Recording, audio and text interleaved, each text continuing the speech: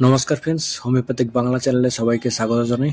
আপনাদের সাথে রয়েছি আমি অভিজিৎ। আজকের আমি আলোচনা করব যে হোমিওপ্যাথিক ওষুধ বেশি পরিমাণে খেলে কি প্রবলেম হয়, সেটি নিয়ে আলোচনা করার আগে অবশ্যই আমার চ্যানেলে যারা নতুন, চ্যানেলটিকে অতি অবশ্যই সাবস্ক্রাইব করে রাখবেন, কারণ হোমিওপ্যাথিক সংক্রান্ত বিভিন্ন রকম টিপস আমার চ্যানেলে আপনি পেয়ে যাবেন। তো চলুন বন্ধুরা, আজকে বিষয়টি নিয়ে শুরু করা যাক।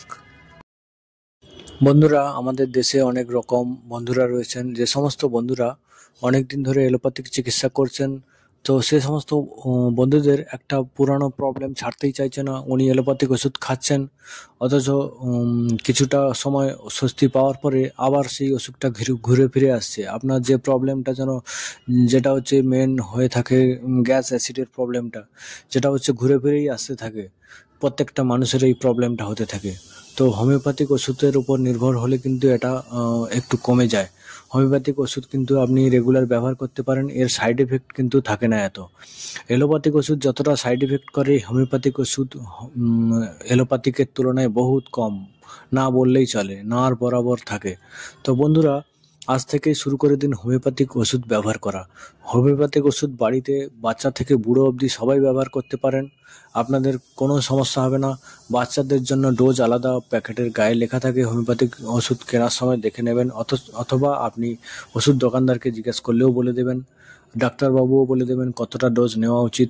হোমিওপ্যাথিক ওষুধ ব্যবহার করাও খুবই ভালো, বাড়িতে ব্যবহার করবেন, সবাই সুস্থ থাকবেন, লংজিভিটি হবে আপনাদের। কিন্তু এখন অ্যালোপ্যাথিক ওষুধ খেয়ে খেয়ে কিন্তু অনেক বন্ধুদের শরীর খারাপ হয়ে কিন্তু অল্প দিনেই অনেক সমস্যা চলে আসতেছে, যেটা হচ্ছে বয়স হলে আসে, সেটা অল্প দিনেই চলে আসতেছে।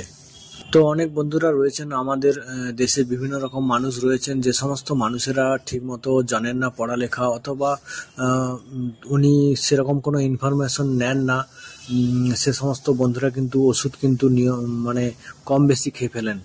কম বেশি বলতে, কম খেলে কোনো প্রবলেম নেই, অনেক সময় কিন্তু অনেক বেশি পরিমাণে অনেকেই খেয়ে ফেলেন, আর সেটি নিয়ে কিন্তু চিন্তিত হয়ে পড়েন। চিন্তিত হওয়ার কোনো কারণ নেই বন্ধুরা। আপনি যদি হোমিওপ্যাথিক ওষুধে বেশি ডোজ নিয়ে ফেলেন, তাহলে কিন্তু আপনার একটা সমস্যা যেটা হবে, সেটা খুবই সামান্য সমস্যা, যেটা হচ্ছে আপনার মাথা একটু টলমল করতে পারে, যেটা হচ্ছে আপনার শরীরটা একটু মানে আগে যে চঞ্চল ভাব থাকে, সেই চঞ্চল ভাবটা আর আপনার মধ্যে থাকবে না, মানে কিছুক্ষণের জন্য। এটা হচ্ছে দীর্ঘস্থায়ী নয়, কিছুক্ষণের জন্য আপনার কিন্তু একটা শরীর দুর্বলতা ভাব চলে আসবে। তারপরে আপনার যেন শরীরটা হিট হয়ে থাকবে, যেন শরীরের টেম্পারেচারটা একটু বেড়ে যাবে, যেটা হচ্ছে খুব পরিমাণে ওষুধটা নিয়ে ফেললে। আর যেটা হচ্ছে আপনার পেচ্ছাপটা কিন্তু হলুদ হয়ে যাবে, আর ওষুধটা ওই হলুদ পেচ্ছাপের সঙ্গেই বেরিয়ে যাবে। আর ওষুধ কিন্তু বেশি ডোজ নিলে কিন্তু বেশি থাকে না, হোমিওপ্যাথিক ওষুধ শরীরে থাকে না, ও বেরিয়ে যায়। ও হোমিওপ্যাথিক ওষুধ পেচ্ছাপের সঙ্গেই বেরিয়ে যায়। তো অনেক বন্ধুরা চিন্তা করেন, তো চিন্তা করার কোনো কারণ নেই বন্ধুরা। আপনারা একটু অপেক্ষা করবেন, আপনারা একটু জল বেশি করে খাবেন। আর যদি কোনো কারণে কেউ বেশি ডোজ নিয়ে ফেলেন, ওনার শরীর যদি খুবই অসুবিধে করছে, একটু শরীর ডিসব্যালেন্স হয়ে যাচ্ছে, পেচ্ছাপটা হলুদ হয়ে যাচ্ছে, এটা নিয়ে চিন্তিত হওয়ার কোনো কারণ নেই। এটা কিন্তু কিছুক্ষণের জন্য ক্ষণস্থায়ী। এটা আপনার ওই পেচ্ছাপের সঙ্গে ওষুধটা যখন আপনার শরীর থেকে বেরিয়ে যাবে, তখন কিন্তু কোনো প্রবলেম হবে না বন্ধুরা। আপনি কিন্তু আগের মতো স্বাভাবিক আবার হয়ে উঠবেন। এটার হচ্ছে সমস্যা সারাদিনের মধ্যেই কেটে যাবে। আপনি যদি কোনো কারণে ডাক্তারবাবু বলেছেন এই ডোজ নিতে, আপনি ডবল নিয়ে নিয়েছেন, তখন কিন্তু ওই প্রবলেমটা চলে আসে। আর আমার সঙ্গে একবার হয়েছিল, কোনো প্রবলেম হয়নি বন্ধুরা, কিছুটা ডিসব্যালেন্স হয়ে গেছিলো শরীরটা, পরপর ঠিক হয়ে গেছে, সারাদিনের মধ্যেই ঠিক হয়ে যাবে।